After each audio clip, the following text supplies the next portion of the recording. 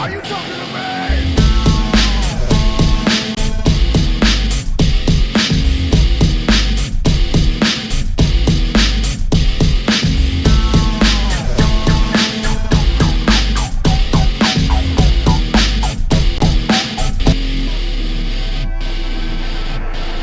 Are you talking to me? Are you talking to me? No way, punk! Are you talking to me? No way, punk. Hey everybody, Venomidus here. Hope you're all doing well. Good news, the cats are home. They've been home since Monday. I haven't had a chance to record any footage of them, but they are adapting pretty nicely to the home. The other cats were fairly pissed off, but they're starting to come around. And it's awesome. It's great to have them. They're so skinny compared to when before we lost them. But they're doing well. They just had a feeding again. Anyways, that's not what we're here to talk about. We have stuff to talk about. And I'm going to get right into it here. World agrees to negotiate a global pandemic treaty to fight the next outbreak. There's Ted Gross here. And all the lemmings. Less than a week after the new moronic variant of the coronavirus was reported to the World Health Organization, global leaders on Wednesday agreed to start negotiations to create an international agreement to prevent and deal with future pandemics, which some have dubbed a pandemic treaty. A special session of the World Health Assembly, only the second ever held by the WHO's governing body, pledged by consensus to begin work on an agreement amid a round of applause after 3 days of talks. I welcome the decision you have adopted today to establish an intergovernmental negotiating body to draft and negotiate a WHO convention, agreement, or other international instrument on pandemic prevention, preparedness, and response, WHO Director General Ted Gross said. The commitment by countries to negotiate a global accord would help to keep future generations safer from the impacts of pandemics, he added. However, agreeing to agree is a slow process, and any final treaty could take years and is likely to come well after the end of the coronavirus pandemic. Of course, there is still a long road ahead, Ted Gross acknowledged. The news was generally welcomed by advocates for a global system more equipped to address the inequity and supply constraints that have emerged during the pandemic. The timetable for action is realistic, said James Love, director of the nonprofit watchdog group Knowledge Ecology International. All of that said, the ambitions are high in terms of both the legal status and the subjects to be addressed, and it will be difficult to keep this up. Some experts said the proposal wasn't ambitious enough. I think we need a public health treaty that is broader and covers all big diseases, said Shrivita Raghavan, an expert in global health at Texas A&M University School of Law, adding that a pandemic treaty would be a self-centered approach for the West. Fact is, too many people are lost from lack of access to available medications for diseases such as cancer, Raghavan said. The Assembly's decision will be the creation of an intergovernmental negotiating body to draft and negotiate the final convention, which then need to be adopted by member states. The negotiating body will hold its first meeting by March 1st, the WHO said. It will also hold public hearings to inform its deliberations and deliver progress reports. As the session got underway Monday, the WHO warned of a very high global risk from the moronic variant. Ted Gross said, it demonstrates just how the world needs a new accord on pandemics and called for a legally binding agreement. The decision adopted by the Assembly on Wednesday, however, stopped short of calling for a legally binding instrument, but aims to beef up global action plans towards preventing, preparing, and responding to future pandemics. The recent arrival of a fast-spreading variant from an under-vaccinated country should bolster those who favor a treaty. For over a year, experts have warned that no one is safe until everyone is safe. Ugh. That line should tell you everything of the agenda. They won't stop till everyone has got the jabberoonie. Supporters say a pandemic treaty or other international instruments could address some of the failures of the coronavirus pandemic. For example, it could put in place a global structure to identify threats earlier, biosurveillance, better share data or genome sequencing of emerging viruses, and ensure the equitable distribution of vaccines or other drugs. But some nations, including major players China and Russia, have reacted with apprehension to any calls for a treaty. The pandemic has shown that often, when threatened, governments don't tend to think globally, choosing instead to look out for themselves. The United States has said it's largely in favor of such an accord. The United States is, quote, United States is committed to working with member states to take forward the recent recommendations of the Working Group on Preparedness and Response. That includes developing a new WHO convention, agreement or other international instrument, and making agreements to improve the effectiveness and agility of international health regulations. White House Press Secretary Jen Psaki said Tuesday, of course, that's all of our interests. Britain and the European Union states have also championed an agreement. Outgoing German Chancellor Angela Merkel called for this week for reliable financing for the WHO and greater contributions from its member states, while alluding to the EU's position of supporting a binding agreement. Viruses know no national borders, Merkel said by video message. That's precisely why we should lay down measures to be taken to improve prevention, early detection, and response in international binding fashion. So yeah. Sorry, I'm just distracted by this headline. Death threats, mock hangings, and used condom. Anti-vaxxers target Australian politicians. Yeah, okay. But anyways, so yeah, they're going to do a global accord, basically. It's kind of like, my mind instantly went to the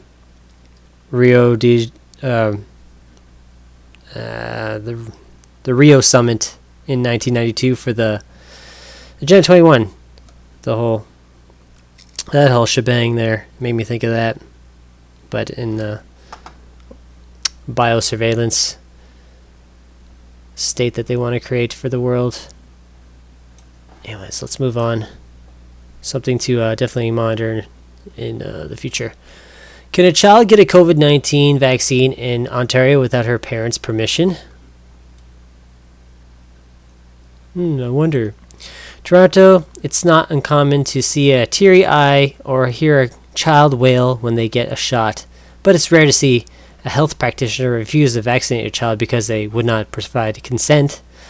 Children between the ages 5 and 11 became eligible to get their first pediatric dose of the COVID-19 vaccine in Ontario November 23rd, just days after Health Canada approved it. Parents were told they could book appointments for their kids, yada yada yada. In order to get the vaccine, parents of the children in this age group must provide consent either before or at the time of the appointment. However, the provincial website also says that children and any youth must also provide informed consent to get the shot, which means that the individual must understand what the vaccine involves, why they are getting it, and what the risks and benefits are.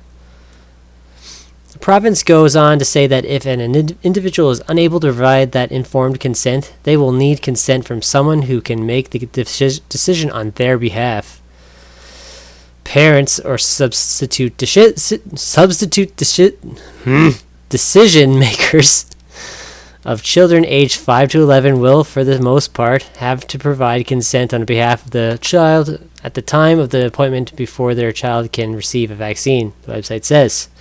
In Ontario, there is no minimum age of consent under the Health Care Consent Act, meaning that as long as a person is deemed capable of making an informed decision about their health, they have the right to do so.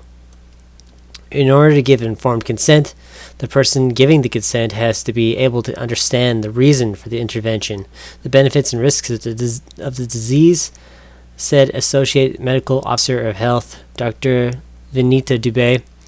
And so, while in Ontario, there is no age of consent in the Health Care Consent Act, developmentally, most children under 12 are not able, or as we say in medical medicine capable to provide their own consent, which is why it falls to the parent or guardian.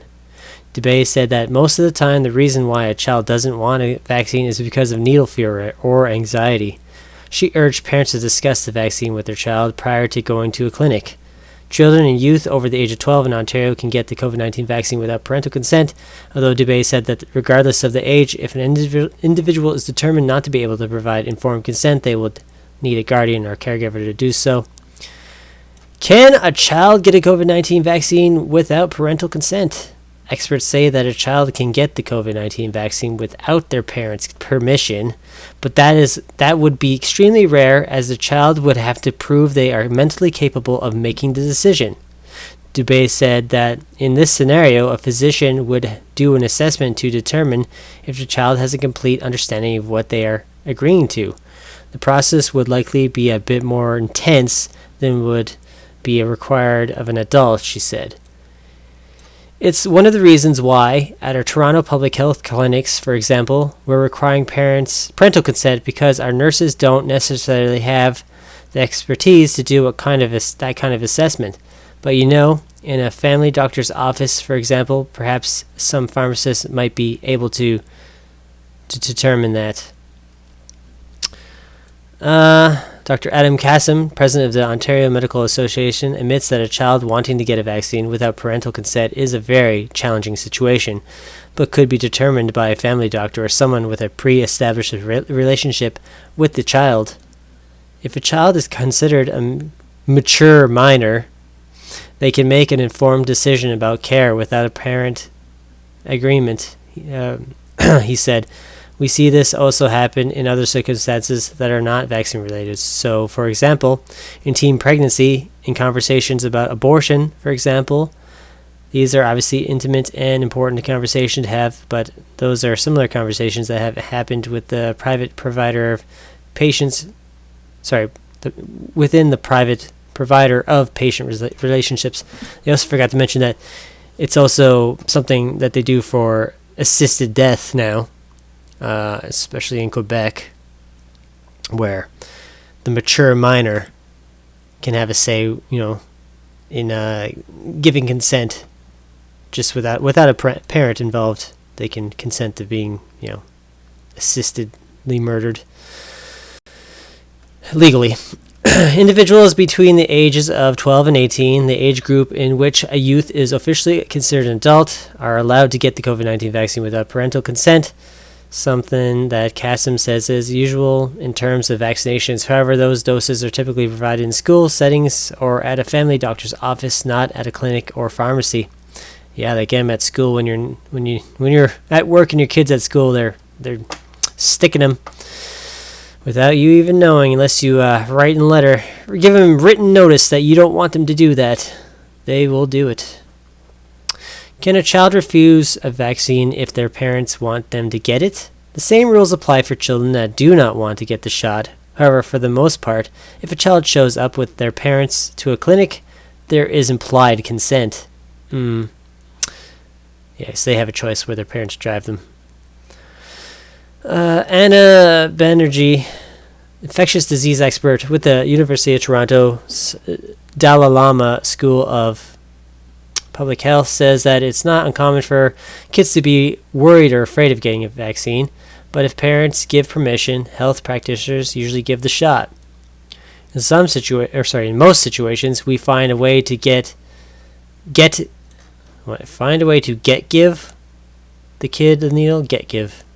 We find a way to give the kid the needle, she told CBC News Toronto. I vaccinate refugee children, and if they need it for school and the parents want the kids to get it, someone sits there, holds the kid's leg and arm, and we just give it. Oh, mothers. It's rare that the kids say no, that the clinician refuses. At that point, you find a solution. Benjury goes on to say that she is doubtful that a 5-year-old child would be able to comprehend what a vaccine is, as well as the benefits or risks involved. However, she adds that an older child aged 10 to 11 could be able to prove they have an understanding of the process. According to Kasim, if a parent brings a child to a clinic to get the vaccine, it's assumed they will get the vaccine.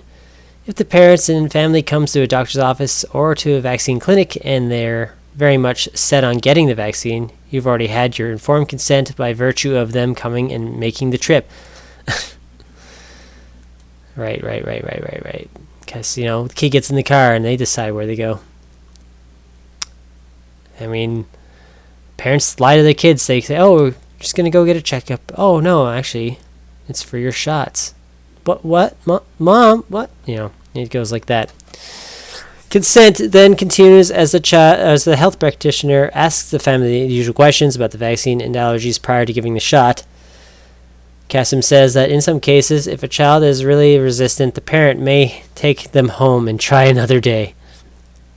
Health experts say that regardless of age, it's important that everyone understand why they are getting medical treatment. For kids, this would involve parents sitting them down beforehand and explaining what the vaccine will do. Do the parents know what can they even explain it?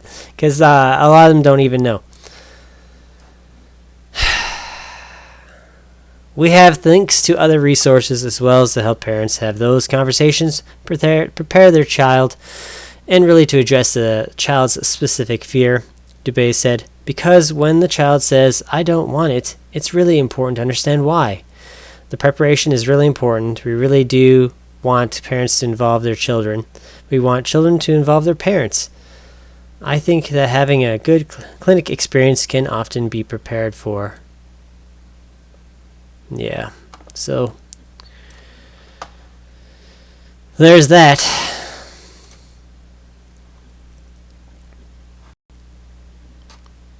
This one I'll just skim through. Moronic. How does it compare with the other COVID-19 variants of concern?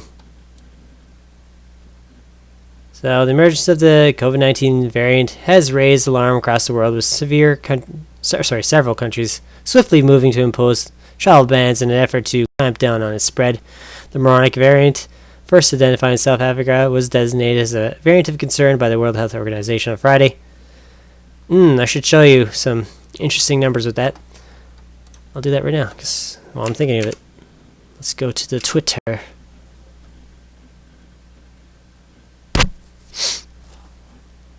I said Twitter.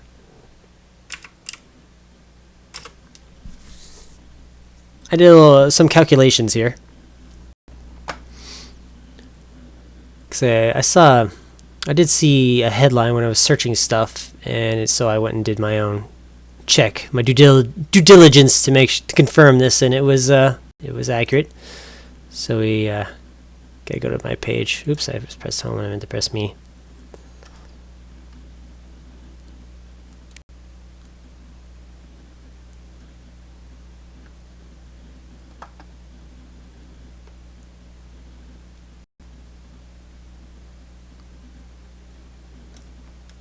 Where are you hiding?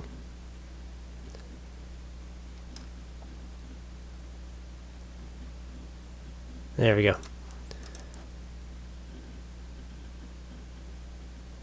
So, remember back in January 30th, the WHO declared the virus a public health emergency of international concern on January 30th, 2020. The moronic variant, known as lineage B11529, was declared a variant of concern by the World Health Organization November 26 of 2021. How many days is that in between? Time period between January 2020 and November 26, 2021 equals to 666. They love their numbers. Anyways, I thought that was quite telling right there. So it has become the fifth and latest variant of concern, and to be categorized as such since the start of the COVID-19 pandemic. variant concern has the potential to increase, transmissibility, severity, blah, blah, blah, blah, blah, blah, blah, blah. Cases of alpha, beta, gamma, delta, and now the moronic variant have been detected in Canada. Here is what we know so far about the moronic variant and how it compares. So, I'm not going to read all this. Doesn't matter. I just wanted to, because there's always that rumor that these variants are something that came out of the you-know-what, VAX. And I've always been adamantly against that theory, because that would suggest that this is not the novel coronavirus, the greatest fairy tale ever told, and that these are just variants, part of chapter 33 of the novel coronavirus story. This is the Delta, first discovered in India in October 2020, before the jab. Gamma, November 2020, before the jab. Beta, May 2020, before the jab. Alpha, September 2020, before the jab. They were preparing the variant narrative before the whole jab came out, because they were preparing to have said jab fail by means of the variant. It's just part of the narrative, people. There's nothing tangible in this whole thing. You have to understand that. So anyone that tries to say, oh, well, isn't it interesting how they came out the same... No, they didn't come out the same time. You didn't pay attention. I pointed this out in my video, viral variants, or something like that, in the third wave. It's on the channel, Venomous Meet the Savage. It's early in the channel. I covered it. I showed you the whole timeline and how they were, you could see the manipulation there when they announced the alpha around, like on the same day as the first release of the you-know-what, VAX. The same day they announced it, but it was well established before that, so there you go. Anyways, we're going to be done with that now. This is going to be a short report. Edging up 22 minutes here, so I'm going to wrap this up quickly. U.S. panel backs first of a kind COVID-19 pill from Merck, because they want to murk you. Get murked, everyone!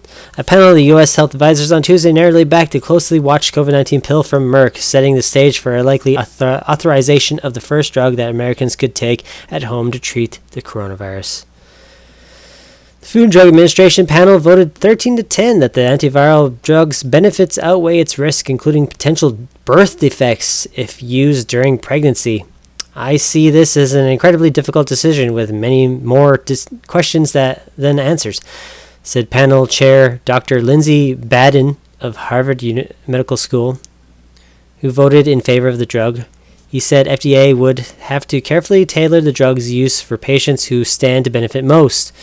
Recommendation came after hours of debate about the drug's modest benefits and potential safety issues. Most experts backing the treatment stress that it should not be used by anyone who is pregnant and called on FDA to recommend extra precautions before the drug is prescribed, such as pregnancy tests for women of childbearing age.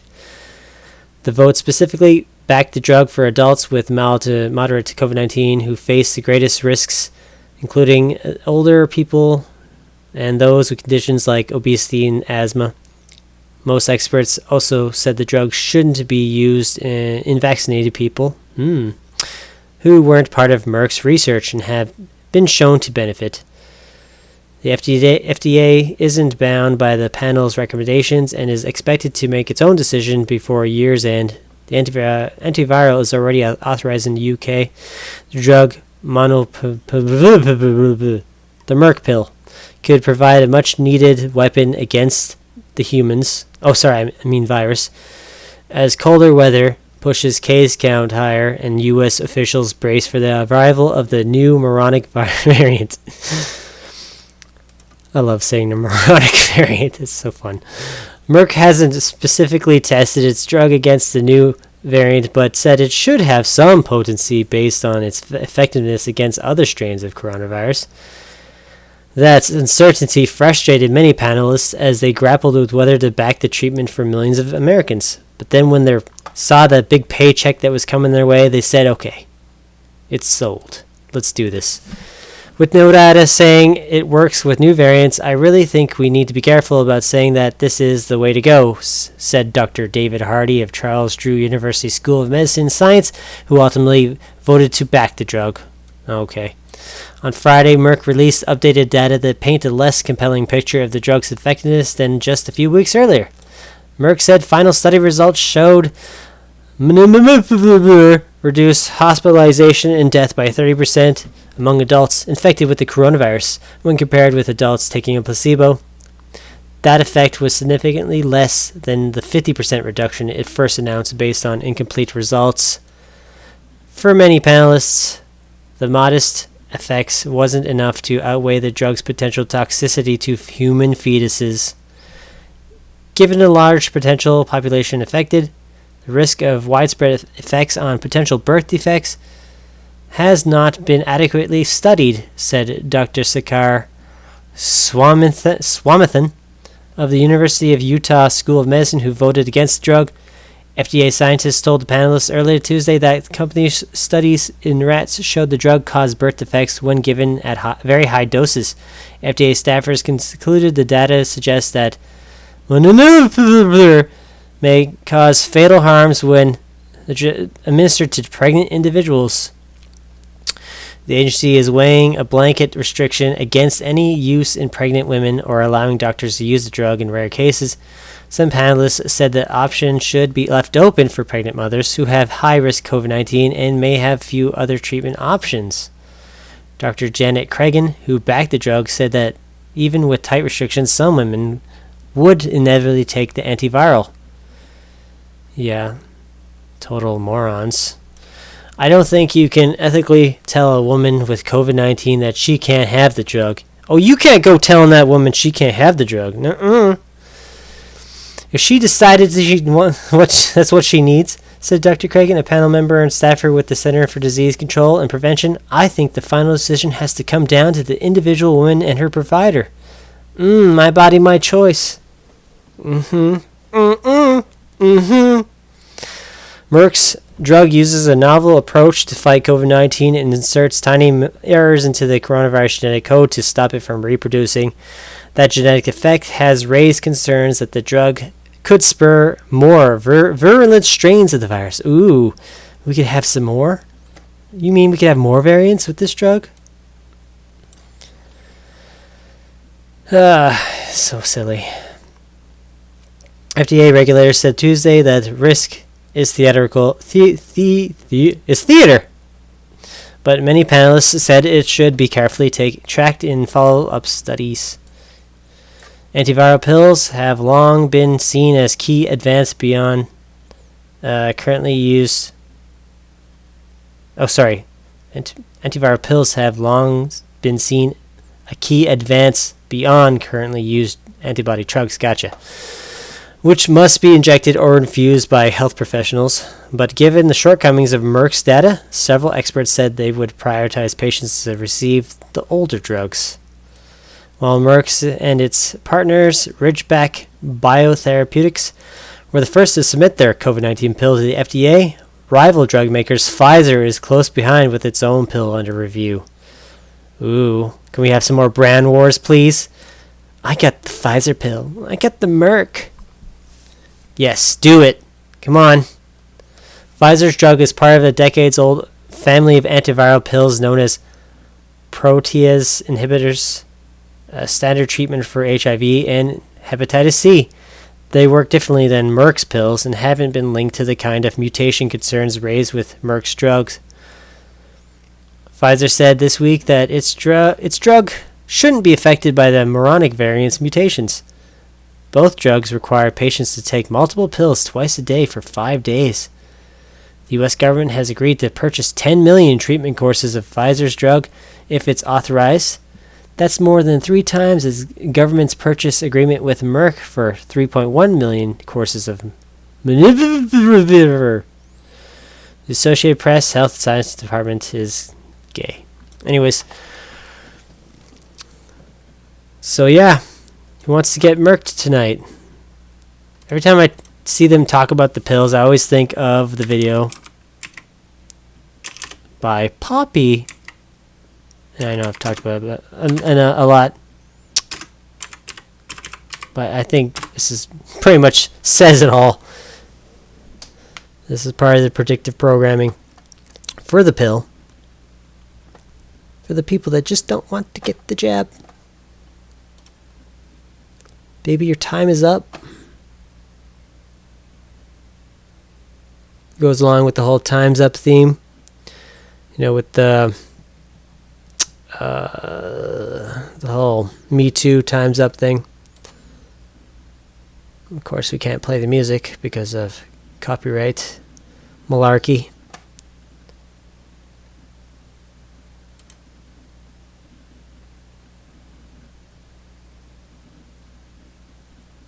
That's not Poppy.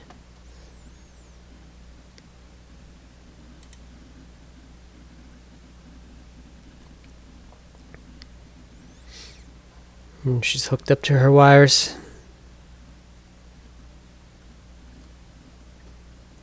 We'll just skip to the pill parts where we've already gone through this before.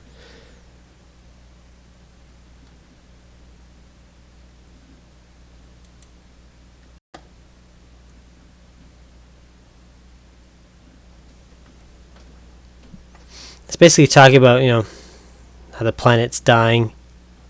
It's basically the climate change thing. Baby, your time is up. Uh-oh. Baby, your time is up. There's the pill. And you take it. Oh, what's going on there? Let's see. Your ones and zeros. Why?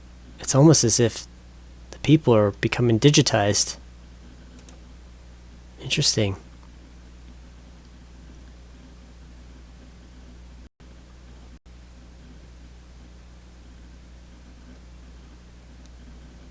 Baby, your time is up.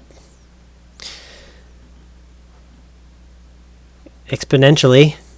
Every day I'm growing my memory. You wouldn't believe. Look, they're dying.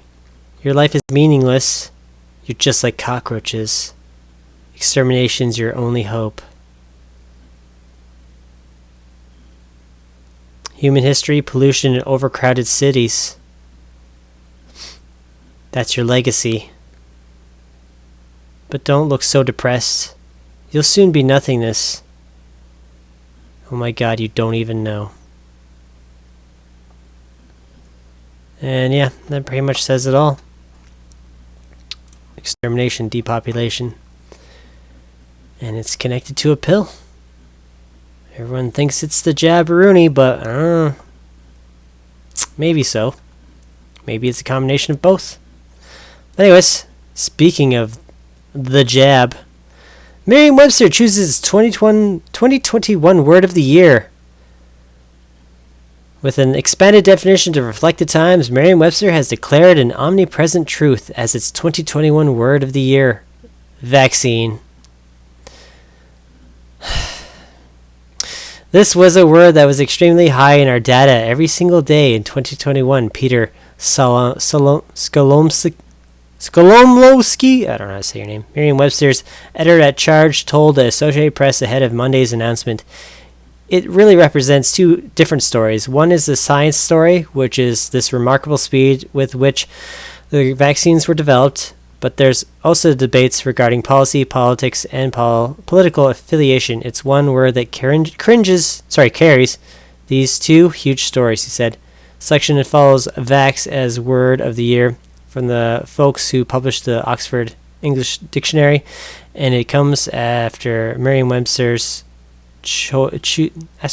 Merriam-Webster chose pandemic as tops in lookouts last year on its online site.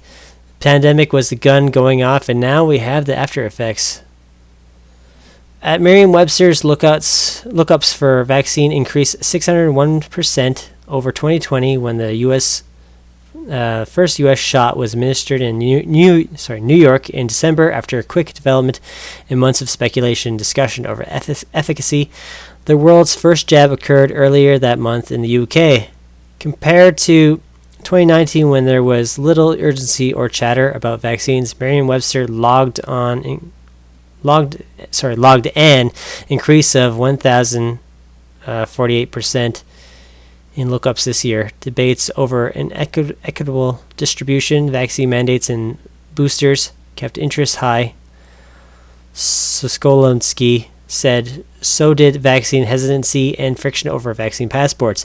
The word vaccine wasn't birthed in a day or due to a single pandemic. The first known use stretches back to 1882, but reference pops up earlier related to fluid from cowpox pustules used in inoculations. Skolowski said it was borrowed from the New Latin vaccina, which goes back to Latin's feminine vaccinus, meaning of or from a cow.